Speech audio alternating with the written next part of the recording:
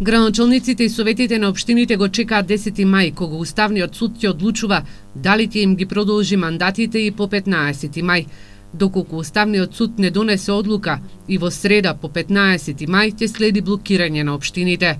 Градоначалниците од Истокот веќе подолго време алармираат и бараат да се реши овој проблем, бидејќи без плата ќе останат наставниците вработените во детските градинки и администрацијата. Ние како градоначалници не смееме да ги напуштаме функциите на 15 мај, затоа што мораме да ја оставиме општината некој кој ќе раководи. Битно е да нагласам дека овие денови мора да се донесе одлука. Две решенија се можни. Првото решение е владата да назначи повереници на кои ќе им е предадене да ја водат општината до наредните избори. И втората варијанта е да Собранието на Република Македонија донесе дополнување измени на Законот за локална самоуправа, каде ќе дефинира продолжување на мандатот на актуелните градоначалници до следните избори. Најголеми штети ќе трпат самите граѓани.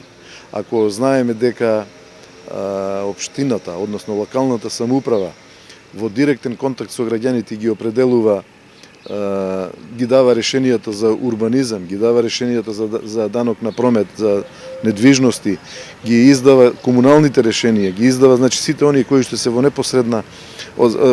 непосредно за самите граѓани, мислам дека ќе имаме закочување на целиот тој процес. Засега во мирување се и партиите околу организирањето на локалните избори и водењето на кампања за избор на нова локална власт.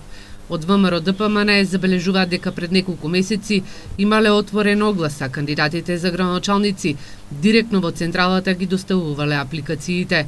Испратена и поширока листа на советници, но засега на оваа тема не е подетелно разговарано. Од СДСМ вела дека конкретно за Штип до централата во февруари имаат доставено 10 кандидати за градоначалници и поширока листа за советници.